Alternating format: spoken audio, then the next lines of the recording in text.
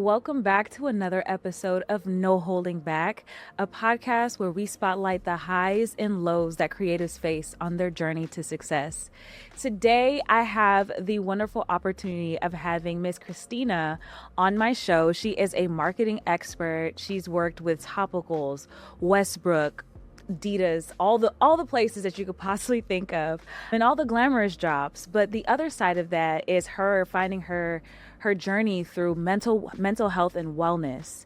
And that is a story that I can't wait for you all to hear. When you are working in your space, whether it be entertainment, beauty, or tech, or whatever other field, finding that work-life balance is sometimes really hard. And for Cristina, through her story, she was able to turn her pain into something that is actually pleasure at the end of the day. She created her organization OffWorque, which really combats the idea of what it means to be productive and what it means to rest and take that time for yourself as you needed. So with that, I hope you all enjoy this episode of No Holding Back. Well, hello, Cristina. Hi. Welcome to No Holding Back. I am Excited. so thrilled to have you on. I feel like our connection came from LinkedIn. That's where we first got connected. And I saw you doing big things in LA when it came to marketing. And somehow, in some way, God, universe, whatever it is, brought you to DC. I listened. I made my way here. You did. Well, I'm so happy to have you. And I feel like it was perfect timing. Let's dig in. So for those who might not be familiar with who you are and your background, feel free to introduce yourself. So I'm Cristina. I am a social media and marketing director. I've worked in plethora of places, ranging from Adidas to Topicals to Camille Rose, Just Left to Do. I've had a great time in this space, but right now I'm kind of pivoting into wellness. So I founded a nonprofit called OffWorque, where we are helping people get work-life balance and just in tune with themselves outside of the workplace. So excited to be in the wellness space, actually. Yes. Well, we need you. That's for sure, especially the marketing girlies, because we be going through it. It's just it never ends. It never ends. It never ends. And so we thank you for that. But before you created your brand, before you became Cristina the marketer, who is Cristina at her core? Cristina at her core she is a creative. She's a people person. She likes to go out and be like the life of the party, meet new people, and then take those people to another place. Like I'm one of those people that's like, oh, we had so fun at this place. Let's start a group chat and like, let's do the next one. Like I'm not someone that's going to meet you one time and then that's like the end of it. It's just, I'm curious. I'm excited to be here. And I kind of just like to put my best foot forward in anything that I do. Yeah. And so when you think about the early years of your life and growing up, what values do you think you harness and what do you really believe in? Honestly, it's probably honesty. My mother's Panamanian, so she don't play. She don't play. But I just really value honesty because I realize as I grow up, people have not only trouble being honest with other people, but just being honest with themselves. So that's something I kind of just like make a point to, like, let me tell the truth from the beginning, because that's the added context that we're all looking for. If I say something, I don't know, out of pocket, snarky, it's not coming from a place of hate. It's coming from the honest. And if you know that I'm an honest person, then you're not going to take it to like, oh, Christina's being mean or Christina's being this. Christina's telling me the truth and I appreciate that. So it's always going to be honesty for me. Yeah. So I'm so happy that you mentioned your Panamanian background and you are also Haitian as well. And you are a first generation immigrant. I am. First generation American. I am. My mom and dad came here early, I would say the 80s. And then they were in New York. You know how that goes. They come to New York, they do that thing. And then the next thing you know, here I am. So how do you feel that experience of being from an immigrant family and being that first generation American informed your sense of having ambition and wanting to do things? I just feel like my mom always wanted more for herself. And I always saw my mom working extremely hard. My mom had multiple jobs. My dad did nothing but do his best. He climbed the ladder very quickly. He was in the Navy. So he took his time to make sure that he's really good at what he does. When he has, he's at work, he's just like that guy. So when I just grew up, I just admired that. I'm just like, wow, my dad's really good at what he does. You could never say that my dad's bad at his job, or my mom is always going to show up. She's there early. She's staying late. So I'm just like, I want to be like them when I grow up. So, I mean, I took it to heart. And like, that's how I kind of just played myself in the marketing space. Like I am the person that shows up early. I am someone that's going over the fine details. I work in strategy, so we can't be lazy. So it's big brain. Yeah. Big brain job. So how do you feel growing up as that child of immigrant parents influenced your ideas of wellness and rest? So to be very honest with you, this is something I had to teach myself. I don't think my mom rested enough, and I don't think my dad rested enough. So now in my 30s, they're looking at OffWorque and they're just like, wow, I wish I had something like this when I was growing up. My mom, again, worked multiple jobs. My dad worked very hard, and I don't think their rest was really taken seriously. It was taken as more of like, oh, like I'll rest when I finish doing these tasks. And I'm on socials preaching like, no, you don't need to finish these tasks. Like you should be able to rest. You can't finish a task if you don't rest. So I honestly think it's something that I took upon myself to be like, okay, I'm going to go down the same road and be burnt out and be tired just like my parents. Let's not. And also like, let's help them and coach them into wellness. You're never too old in my opinion, you're never too old to have that wellness point of view. So like now I see them like taking PTO. They're going on vacation. Oh, you're inspiring them. I am. My dad went on a vacation. He's like, I'm in Paris. Send me Rex. I'm just like, first of all, sir, are you supposed to be at your job? So yeah, they're taking vacations. I'm planning vacations with my mom. My mom is coming up actually to come and visit me. So I'm just like excited that they're also tapping into this. You don't have to work hard forever. Now, I can imagine that you didn't realize you had to adjust your ideas of wellness until later in your life. And I can imagine the early parts of your marketing career, you were applying the things that you saw your parents doing, just being the workhorse and doing all the things. So what was that moment or what was that switch for you to be like, oh, I got to switch it up. This is not going to work for me anymore. Ooh, I was so deep in. It was a little too late. I guess it's never too late, but it was very late in the career when I realized that the amount of work that I was doing wasn't getting me a gold star. I was not getting a raise. I was not getting a clap on the back. It started to become second nature and like an expectation from my bosses or my peers of like, oh, well, Cristina will pick up the slack or she'll do it. People just stopped asking. People start volunteering. Kind of that work landed on my plate and I ended up doing more of it. It wasn't until maybe my third or fourth marketing job in LA that I was just like, yeah, this has to stop. I took a vacation. I went to Puerto Rico, had a great time, and I was willing to miss that flight. I did not want to go back to work. I did not want to go back to work. I was like, oh, like, what if I just miss a flight? Like, what if I just never go back? And that's when I realized like things really had to change because I had a cool job, right? I was working at Topicals at the time. So like I had a great time. Were we putting out the Faded Eye Mask campaign at that point? I believe we were. So it's like, it was a height of the company. Like, so why wouldn't you be excited, right? So there's something that needs to like switch if you're not really excited to go back to work. So that was a time where I was just like, yeah, gotta switch it up.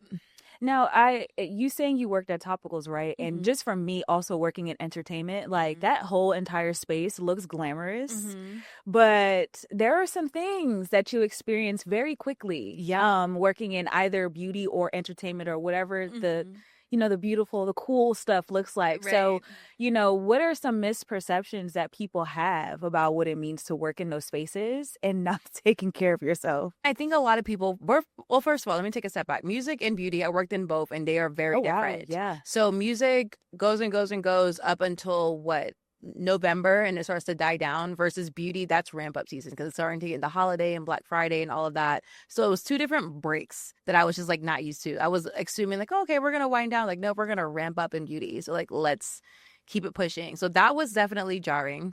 And then two, like you think you get all the free things, and you do get the free things, but then you don't have time to use them or try them because you're always like working 20. You're working for a specific brand. So it's kind of just like not, etiquette to go on the internet or like talk about other brands and whatnot. So you don't really have the time to like be the beauty enthusiast that you think you're going to be with all these new products. So they're kind of just like sitting, which is wasteful. And then people just think, I mean, it's not fun. I can't say that it's not fun, but I am having a good time, but I'm also on set. So these set days are 12-hour days. I'm behind, a monitor. I'm calling out to the director, hey, can we do another take? I'm working with talent saying like, hey, can you say this line again? Can you do that again? So they are long days. And then the last thing about it is like the iPhone storage. That's the tea. Like people think that like, oh, like it's all, no, I'm paying like for iPhone storage because I'm the social media director. So I'm capturing a lot of this content. I'm passing it off to a manager or a coordinator to help edit it. So I'm racking up bills in CapCut and Instagram ads. And were you full time or freelance? I'm kind of go back and forth. Okay. Here's the cheat code. I'm gonna be real honest with you. Okay. The cheat code for taxes. Work half the year freelance and half the year full time, so you don't have to pay those taxes. Oh. So that's what I would do. So I would bounce back and forth. So Adidas was freelance and Topicals was full time. So that like cancel each other out. Don't talk to your tax advisor. All right, like don't listen to me. But like that's what I did, and it really kind of helped me out with monetary things. But I did back and forth between freelance and full time, and honestly, there's really no difference. Yeah, and I can only imagine you going on that journey of working with such esteemed companies and the fast-paced fast-pacedness of it all really just had you in a whirlwind. And so you're in Puerto Rico and you're like, I don't want to come back. I don't. What were those feelings that you were experiencing? Despair, distraught. I was like, anguish. I'm like, I do not want to go back. But I had to take a step back and count my blessings. That's something that I don't think that we do often just as people. Like, take a step back. Like, I have a great opportunity for me that's able to go to Puerto Rico. Puerto Rico is not cheap. So you're going there, you're able to spend money. You have the budget to do that. You do have the opportunity. It was a work from home job. So I could have worked from Puerto Rico. I could work from everywhere. So I took it after all the feelings, got out, cried about it, put it in my journal. I took a step back and counted my blessings. It went back to work, but I realized I did have to set boundaries. That's the first thing I did when I got back. Boundaries. The thing that people don't like to do because it's so uncomfortable. It is. So how did those boundaries start? Like, how did you start setting them to make sure you were comfortable? I mean, you're a pretty confident woman and you don't care. Like, I already get the energy, but what were those boundaries and how did you even feel comfortable setting them? Well, to be honest with you, I started like planting like seeds before I started like, hey, or went on vacation. It's just like, hey, like, I want to pivot into this. I want to be responsible for this. I wanted to give myself a bigger role. So I went from being a social media, I believe I was a manager at that point, and going into director because I wanted to lead bigger campaigns and not worry about day-to-day social. I kind of took a step back and realized, okay, these are my pain points. It's worrying about what's going up on a Tuesday. It's going in and doing the engagement. It's requesting graphics. I didn't want to do that anymore. So I built myself a role on a piece of paper and handed it to my boss and said, hey, this is what I want to graduate myself into because I don't feel good here. I've graduated from this. This is what I want to do. And she allowed that. So, yeah. Black woman? Yeah. Wow. Yeah. Shout out to Alameda. She I allowed love that. She allowed that. She said, okay, like, I want to see you grow. You're ready to grow. Let's do that. We ended up hiring another social media manager. She came in under me, training her the best I could. She handled a lot of the work that I didn't want to do. And it wasn't like putting it on her. That was the work that she was ready to do. And I was ready to do higher end work. So we worked very well together. Yeah. And those were the boundaries that I had to go in and set. And it wasn't like a negative thing or a push or a fight. It was just like, hey, this is how I see myself growing within this company. And I really want you to honor that. And it was just, that was it. And so was that the arc or the beginning of the arc of wellness and how it was starting to be introduced for you in the workplace? Yeah. So that job offered a lot of, we had free PTO, unlimited PTO. So I took a week off actually when I got back to just try silly little things. I did tennis, I did pottery, I did all of these I did a cooking class. I did so many different things. I'm just like, I feel good, but not good enough. Not good enough to feel like, all right, this is going to be a routine because I had the time because I was off. So I needed to figure out how to alleviate my schedule. And it was putting the workload onto another person and then me focusing on the bigger campaigns. So that was kind of the start of it. It was Puerto Rico, talking to my boss, taking that time off, and then like, okay, I'm back, and this is how we're gonna divide and conquer. Yeah. So how important do you feel it is for someone to have Black leadership and be able to hear your pain points, and actually listen to them and give you the space to be like, thank you. Like, it's like that's like a breath of fresh air. You don't get that often. It is, and I hear a lot of mixed reviews on Black leadership, and I think a lot of it comes from the same issues like we may have like with our parents and how our parents parented us. They don't know what they're doing. They're the first time parents. They're just girls or just boys as well. They're doing their best. So like having someone like actually listen and say like, okay, I hear you. Let's work on fixing this. It wasn't immediate. Don't get me wrong. Like, it wasn't the next day. All right, let's hire somebody. Like, no, it took us a solid 2.5 months. No, you got to figure it out, you know, like from a business standpoint. But it was a nice breath of fresh air for sure. Like I felt seen. I felt like someone was actually listening to me and like taking the steps and wanted to work with me. I think sometimes when you complain at work, it comes off as like, oh, this person's being an issue. Let me get rid of this person and just hire somebody else. And that's really just not the way to go leadership wise, business wise. Like I was an asset to that company. Alameda realized that I was an asset to that company and she wanted to really make this work and she did. Wow. So coming from a Black woman, I was just like, yeah, girl, let's work together because I'm gonna cry every day if you don't let me graduate. Well, I love that she was able to write that story for you because like you said, that's not always the case. Absolutely. When dealing with Black leadership. They feel like you have to struggle, you have to go through what they go through. Because they did. Exactly. Because they did. And it's just like, we have to, when you get into those leadership positions and you want to break the cycle, you have to actually break the cycle. Like, you have to take the execution. There's what we call in marketing, there's the ideas. Everyone has ideas, and then there's execution of who's actually going to get it done. So it's like the idea of being a great leader and then executing and being a good leader and being someone that someone can trust. It's very two different things, and also very important. So shout out to her. Yeah, shout out to her. Mm-hmm. So let's get into OffWorque. Yes. So was that point when you started thinking about OffWorque, or did that come a little later? Like a month and a half later. Oh wow, it was really quick. It was really quick. By March, it was a wrap. Yeah. Wow. Yeah, because like when you take time off and you have an extended time off and you create like a lifestyle within that, you realize that there is so much more to life than working. And I couldn't keep up with I don't even want to call them luxuries, but I want to call them like what I deserved, like the rest that I deserved. Wow. Because I was working this job and it was so demanding. And then, like I was telling you, it wasn't an immediate change. We didn't hire someone tomorrow. We still had to put out a job description. These people still need to be interviewed, tested, and whatnot. This person didn't start until maybe like the end of February. But unfortunately, I was out by the end of March.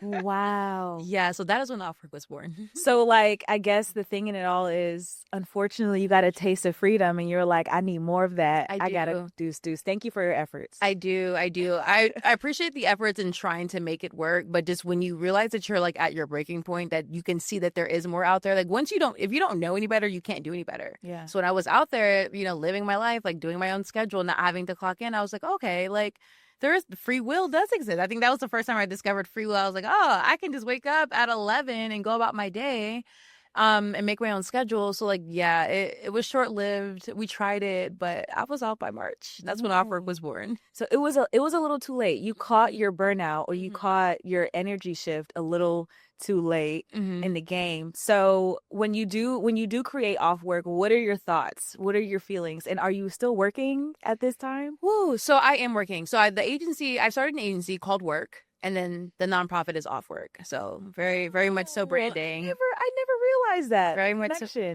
very much so branding. So I do work. I do take clients every now and then. They're usually in the beauty space, more so consulting in the social media space. So that does exist. Like, I can't sit here and say I don't have bills.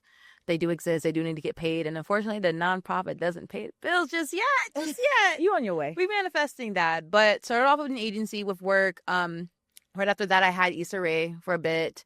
I went into Camille Rose for a bit. So just consulting and then building what the brand looks like. Kind of surveying my friends, surveying people, figuring out like why don't they take their PTO, talking to HR professionals, figuring out what that looks like for them. And that's when I started to really build out the brand strategy for it to launch the next year.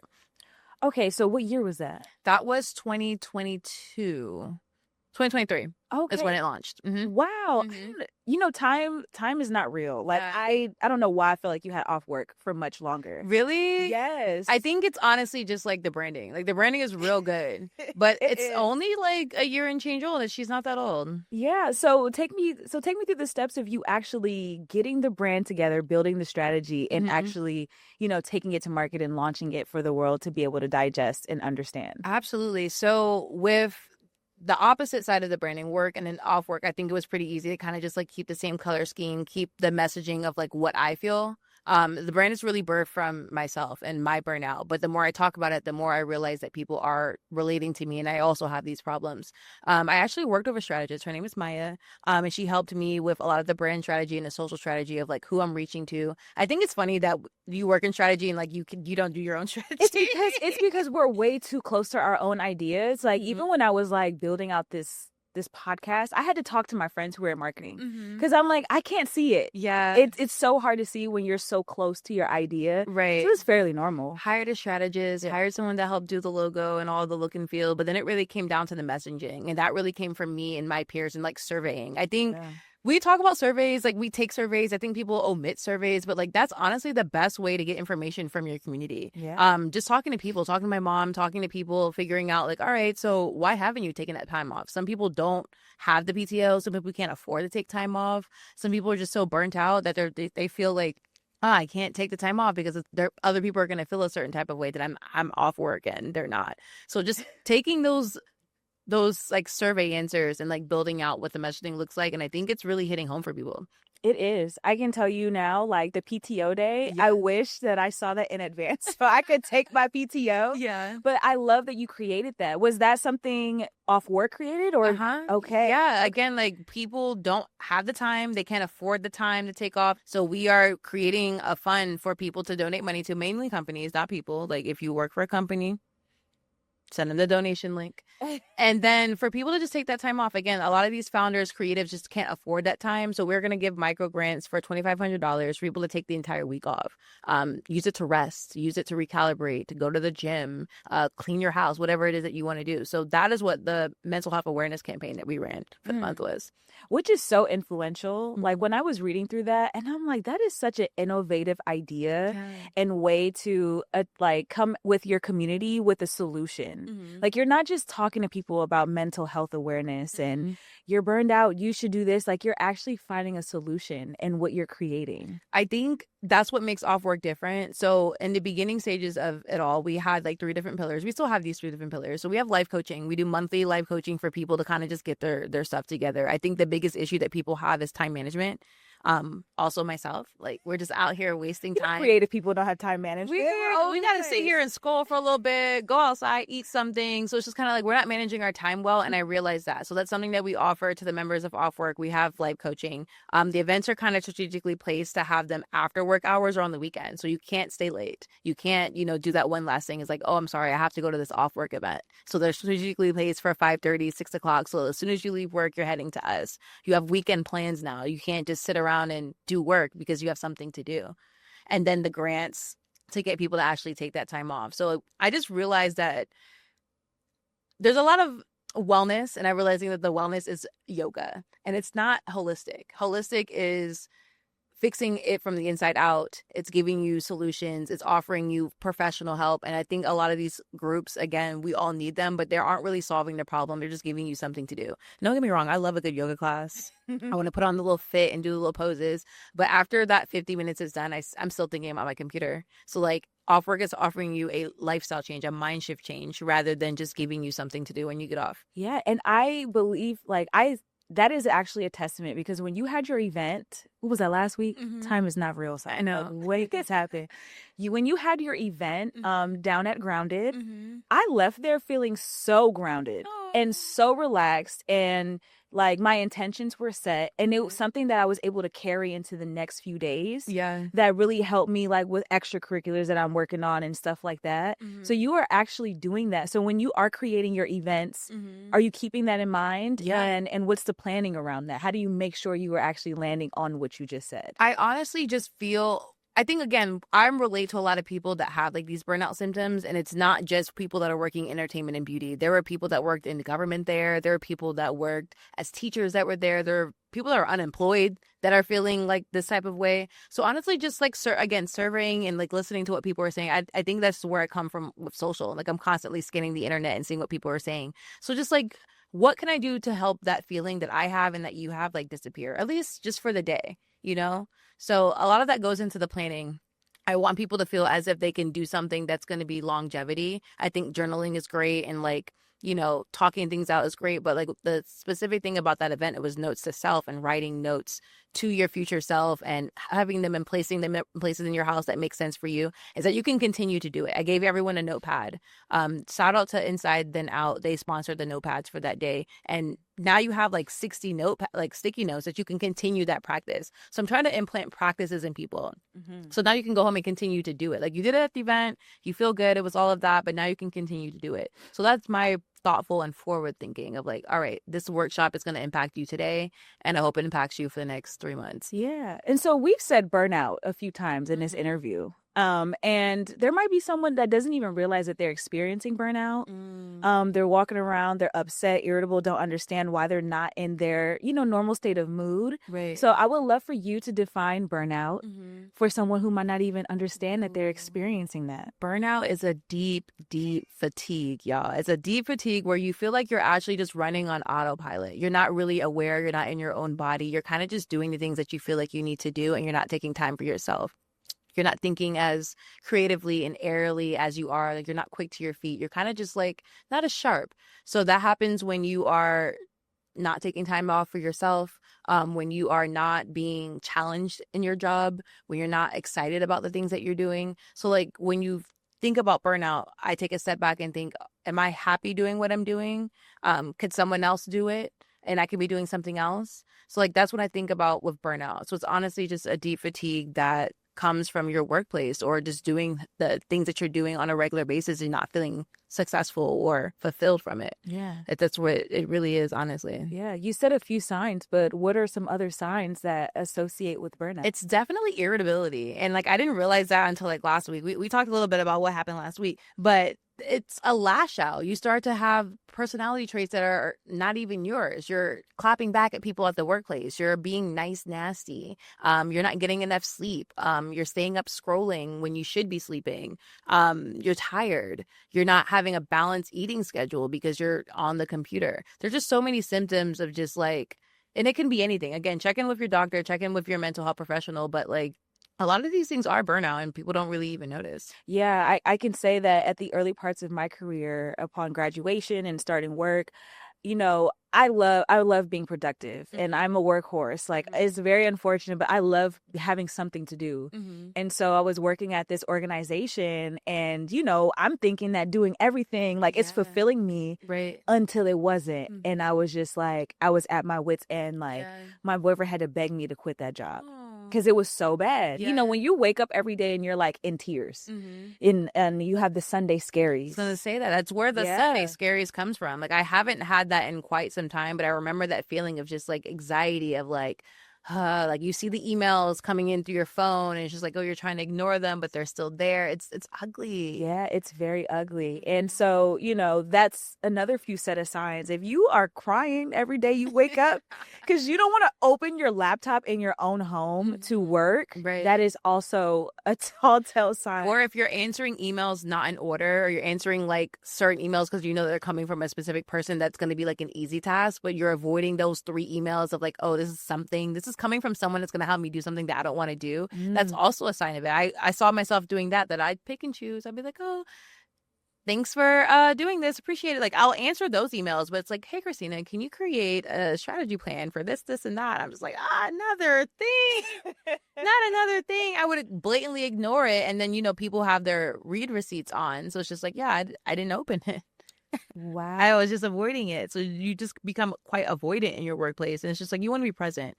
You don't want to feel like that. Yeah, absolutely. So now that we've outlined what the signs could possibly be for someone that's experiencing burnout, how do you get out of that? Like, how do you pull yourself out of that stage of being chronically fatigued and, having not your true self show up every day? It's not, first of all, I want to say it's not an easy feat. This is not something that you start tomorrow. I think the burnout that I had in 2022, 2023 is just now being relieved in 2025. Yeah, I've read somewhere that it takes 7 years to recover from burnout completely. 7 years. 7 years.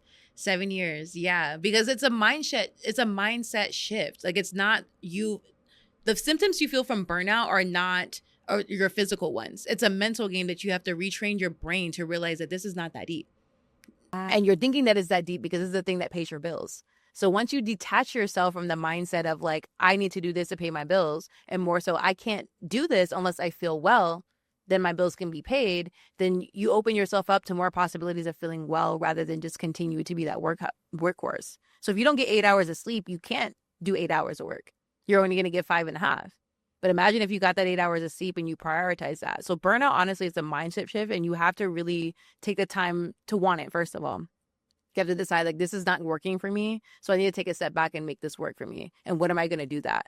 It's journaling. It's writing out the list of, these are the things that are causing me pain. These are the things that I want to do. And you're drawing lines of, like, how am I going to get here to that? So if I'm not getting enough sleep, I need to not work until 9 p.m. Wow. So it's like, how am I going to work from that 9 p.m.? I need less tasks.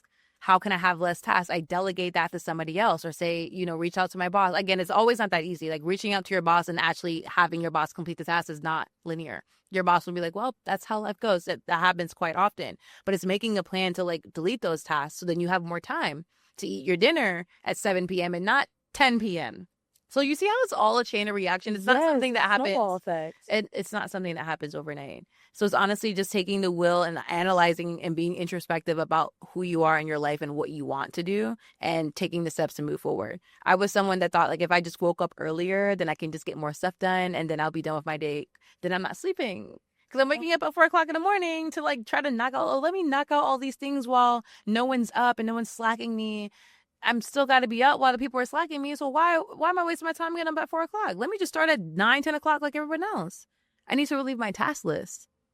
I'm still stuck on the 7 years to recover from burnout. Yeah. Wow. Yeah. I'm actually just now, I mean, it's maybe 3 years. I'm starting to feel a lot better because I'm just realizing that, again, we work in marketing. I'm not saving lives. I'm actually like pandering people through capitalism. It's really not that deep. It's not that deep. So what are the signs that you are coming out of burnout and you're like, now things are feeling normal? I don't have Sunday scaries anymore. I don't have Sunday scaries anymore. And like, that was a big one. I used to have a lot of anxiety about like, because the email is attached to your phone and it's on your computer. So if you don't have to open your computer. You can see it on your phone. So I used to get like really anxious, like, oh, gotta answer Jessica and I know what Jessica wants and I don't want to do it. So once the Sunday scaries started to alleviate, I think everything else started to follow. I started to make a list of things that are important to me. So working out is important to me and eating breakfast is important to me. So like how most people start their day at 8, 9 o'clock, I'm not really going to open that laptop till 10. We'll keep it honest. So I'm going to get the workout class in, I'm going to go to Pilates and I'm going to sit down and I'm going to eat my breakfast.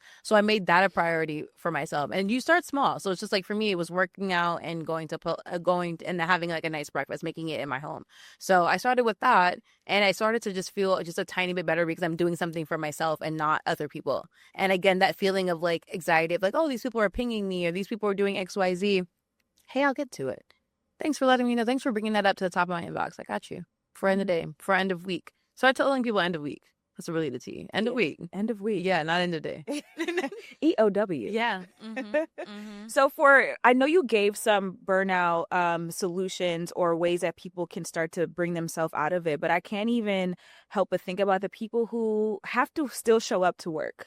So what are some actionable steps that they can do if they're still working and still have to show up, but they still want the option or the space to be able to bring themselves out of this hellhole that they might be in? I think you need to have something to look forward to. That's why a lot of the posts of OffWorque is kind of just like, make your weekend plans now. Like it's Tuesday, make sure you have something to do on the weekend. So you have something to look forward to. I'm very much if I do this, then I'm going to have this type of person. Or it's Wednesday, then 2 more days till Friday and I get to do XYZ. So having something to look forward to. A lot of people don't have hobbies. I think that they have hobbies. They have interests. You don't have hobbies. Okay, wait. So tell me, what's the difference between an interest and a hobby? Interest is like, okay, I like dancing.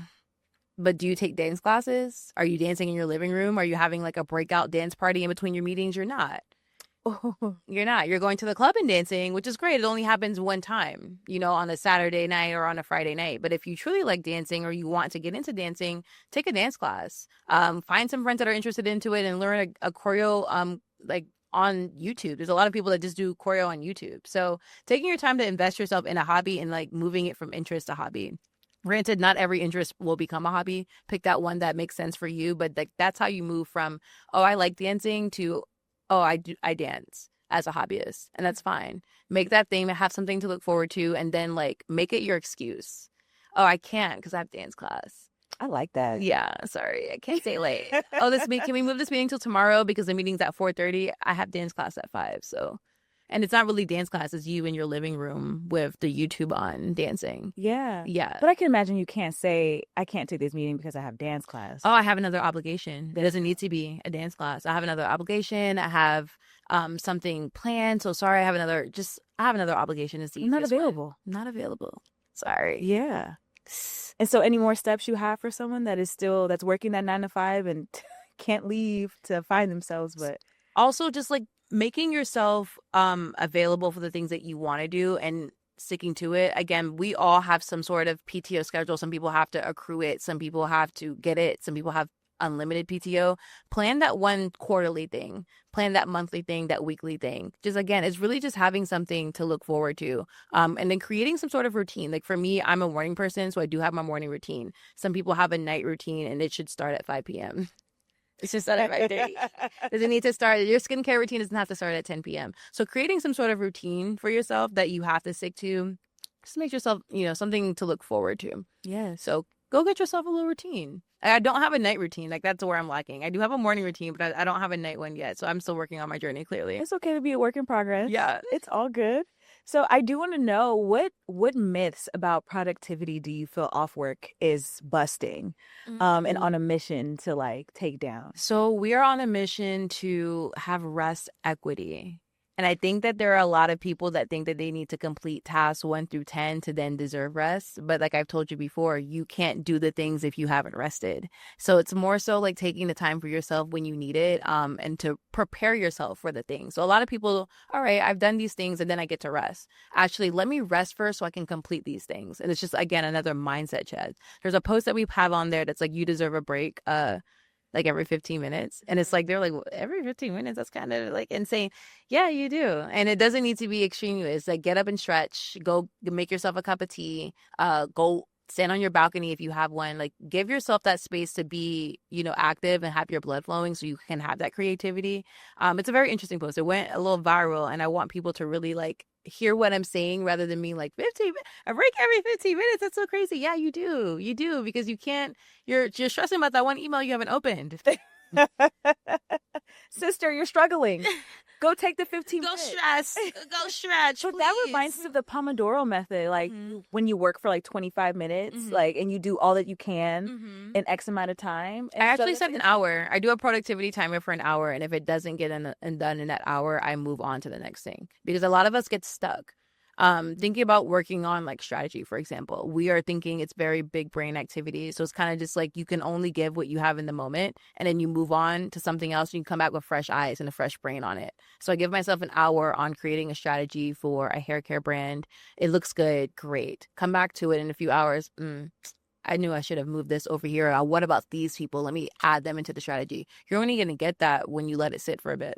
So if you have time to let it sit for a bit, that's a thing. That's, again, everyone has a time management issue. Like, it's not like life and all these things. It's like we're moving way too fast. So if you manage your time a little bit better, which we do with our life coaches, you learn to like have space in that life to create less burnout for yourself. What are some of your visions that you have for not only OffWorque, but also for yourself, Cristina? I'm excited for this pivot. Again, like we were talking before, and I've spent a lot of time in the marketing space. I want to do it for myself now. So marketing OffWorque in a way that I'd be doing these hair care brands, these beauty brands, these entertainment companies. Love to see what that looks like. And then also getting into corporate wellness. We talked about this a bit, and it's, again, the root of the problem is your job. So if you are not talking to the people team, the HR team to kind of set a company morale, a standard for a company morale, it's just not going to exist. So that's something I want to do. I want to get into these companies, these bigger companies, the Adidas, the Disneys, the Nikes, these places that could probably use some work-life balance, and figure out how OffWorque can help construct that for them. So maybe it's not like a Summer Fridays, but maybe it's a discounted mental health service. Maybe it's free facials on every Thursday, something like that, to get people just excited about being here, because we have to be here. We can't just quit our jobs. We all have bills to pay. Yes. So just working with these companies to figure out what a morale program looks like. When I worked at Westbrook, our HR person, her name was Courtney. Shout out to Courtney. I think she gets this. But Courtney did a really good job of making sure that we were like, well, she hired like a leadership coach for us, for people that wanted just like to excel in leadership. We had a stipend for mental health. We had a stipend for women who wanted to like freeze their eggs. Wow. We had so many just random like little things that she made sure that existed. We had a finance coach that you can come in and like do like finance, like help with our 401ks. Like, she did a lot to make sure that we were well-rounded people. And I didn't realize that was a job. Wow. Yeah. So shout out to her, and shout out to Westbrook. Jada Pinkett Smith and Will Smith's company. Yeah. Wow. They spent a lot. That's honestly one of the best, like, well-rounded, like, perk jobs that I had. Like, they gave us everything. I mean, that only speaks to who they are as people, though, because they are very much, I'll take a sabbatical type people. And be gone for years and come back to acting and whatever have you. They're very big on, like, take the day, take the moment, take an hour to go get yourself together and come back to work, because I need you whole. Like, I was Jada Pinkett Smith's, like, talent strategy. So it's just like, if I'm not thinking straight, sister can't think straight. Like, no one knows what's going on. So she was very like good on like, take your time, enjoy like your people. Like I lived in LA at the time. So my mom is back on the East Coast. So it's like, go visit your mom, go take your mom on a cruise, go do your things. And she allowed me the space to do that. So that was a company that did a really good job of like inserting themselves into employee lives. And I want to do that for people. I don't think that people realize that that's an option, or company realize how morale important it is to their employees. Like you have high turnover because people are burnt out, because they're sad, because they can't see their families, because they can't go stretch in the park for an hour, you know? So it's like, I would love to see what that program looks like through OffWorque.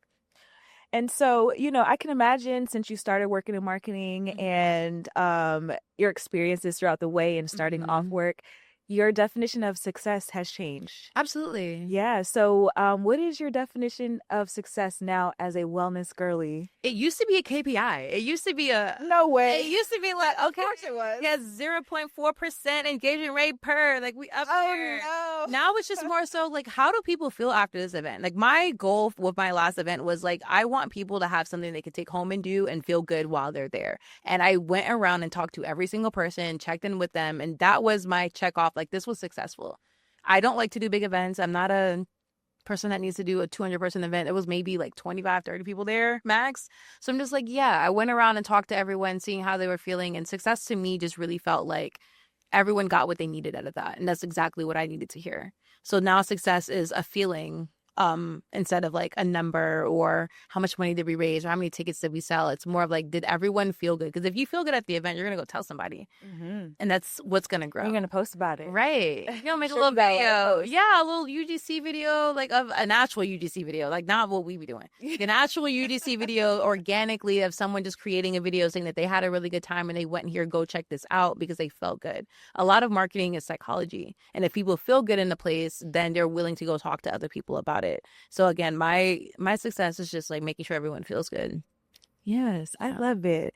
Well, Cristina, we're at the end, but I have a cute little segment that I like to do. Okay. And it's called Claim It. Okay. So I have 2 questions for you. What are you claiming for yourself in this season? I am claiming abundance. I am claiming everything that is supposed to be for me and a clear line for everything that's not. I think sometimes we get upset of thinking like, oh, I'm going to get this. It's going to work out for me. And it doesn't. I want everything that's supposed to be for me. Right. My hands are open. Yeah. Abundance. Love it. And if this season of your life had a title or a mantra, what would it be? It would be do it scared. It would be do it scared. I mean, let's just keep it real. We're not holding back here on this podcast. I love that. Okay. We're not holding back. Marketing, you can make 6 figures very easily, very comfortably. Wellness is not in that space. Wellness takes growth. Wellness is community driven. It's feeling driven. It's emotionally driven. So it's just like, you're not making that type of money. I'm definitely taking a pay cut. So it's just like, you have to do it in a way that, again, my KPI is no longer a number, it's a feeling. So every day that I'm able to pay my bills and make people feel good, great. Every day in the past where I was paying my bills, making, a great amount of money, I was traveling, all of that, I wasn't fulfilled. So it's just like, when you take a step back and think about it, it's just like, is the 6-figure job fulfilling you, or is it what society tells you that you should be making? Because can you get by on 70, 60, K a year? Probably, depending on where you live. But that, the 70K salary along with making people feel good is more of my fulfillment, rather than making 180 and then I'm like, oh, I don't even have time to spend this 180. So yeah, it's just like, you have to do it scared. And that's what I'm doing now. Like I'm clientless. I'm like LOL, but this is exactly what I'm supposed to be doing. It's supposed to be helping people find their work-life balance, and the money will come if you're doing exactly what you love. So I'm gonna stick with it. Yes. That was beautiful. I love that. And I'm so proud of you for creating your organization and just leaning into your pain and making it something that is actually, beautiful and special, and helping other people heal from these crazy jobs that we got in America. I feel like nobody else experiences burnout except for Americans. I feel like it's just us. Thank you, Cristina, for coming by. No holding back. This has been such a pleasure. And good luck to you on your journey. Where can people follow OffWorque or follow you or keep up with what you're doing on a daily basis? Yes, follow OffWorque. It's OffWorque. Okay, we work. I love it. OffWorque. And then you can follow me at Christina_Ashley_. I'm always spreading the wealth and the wellness on the internet. Perfect. Well, until next time on No Holding Back, the podcast.